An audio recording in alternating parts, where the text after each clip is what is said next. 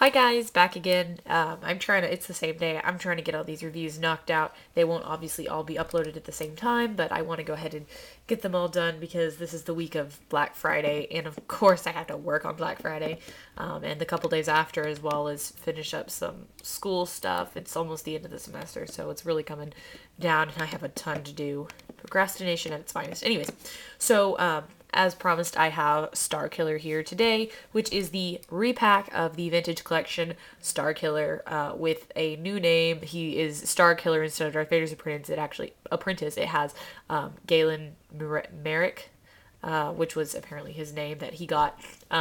They actually gave to him when they made the novelization of The Force Unleashed. And this guy's really cool. He does come with the same amount of accessories, which I have here, but he is a repaint, so everything's the same except he's kind of, with his Black series, the paint jobs have not been as clean as the vintage collection when it comes to the repacks. And of course, I only got this figure because I didn't have the original Starkiller from the vintage collection. If not, I would have gotten one to open and then one to, obviously, I'd have the vintage collection to keep packaged. That's really the guy who's worth a bit. But a lot of people have been trying to find this figure.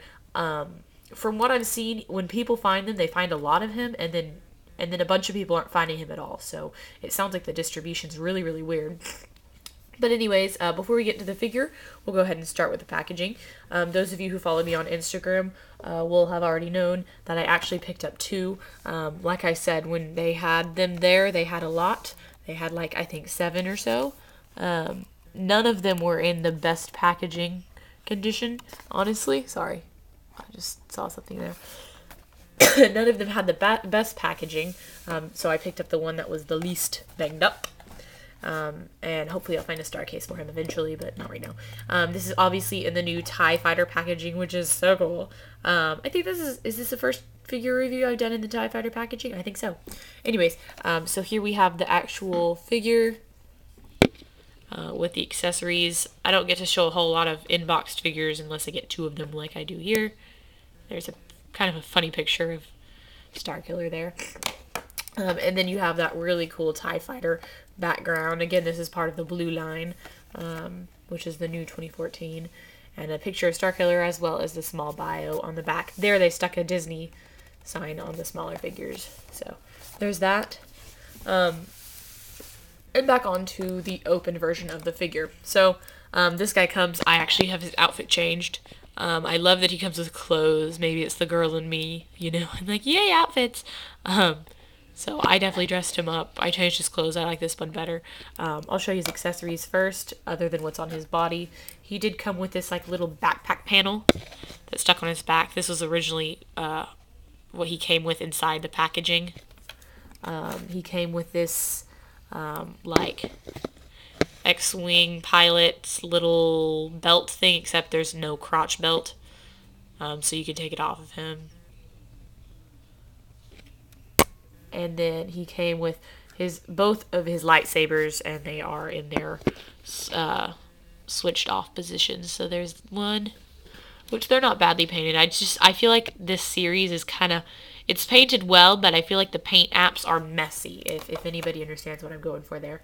And then we'll get onto the figure now, so that you can actually see what I'm talking about. So there is Starkiller, and he still has a decent paint job. He just looks less like the actual character than he did in the vintage collection, and I feel like he has kind of a Michael Jackson nose, but I think that's just that's the sculpt of the figure. Sorry, still coughing. And then this little chest armor is removable. You just pop off his head, as well as the little skirt and all those belts, which I think look really cool. And the arm gauntlets, which tend to, see that one's sticking up. They tend to twirl around while you're trying to pose the figure. Sorry, I get like really weird. I try to fix it. Anyways, and then he comes with 2 on lightsabers, turned on lightsabers. I feel like I could find better vocabulary being a writer and all. Oh well. 2 turned on lightsabers. Obviously in blue, and this guy's got pretty good articulation. Again, he is the repack from the vintage collection, so he does not have any hip joints, which I feel like this figure could be like 200% more posable if he had hip joints, but he doesn't. So his legs are just straight up and down. You can bend the knees and the ankles, and that's it. So that's kind of annoying. I know that the Vader in this line has like posable hips, and he's like he wouldn't even have that articulation in real life because I mean clearly he's a like half robot. But so that's kind of frustrating. But I think he's a really cool looking figure. Other than that, oh yeah, there's the back of him, and we see this outfit I think in the Force Unleashed too. It's been a long time since I've played it, and as well we have the Galactic Empire insignia there, which looks really cool, and there. I'm sorry, I keep coughing. So that's this figure, guys, and I hope you enjoyed. Next up, I'm just going in order, so we'll have the Luke Skywalker from Hoth, where he's injured. And so stay tuned, guys. I'm excited. Bye.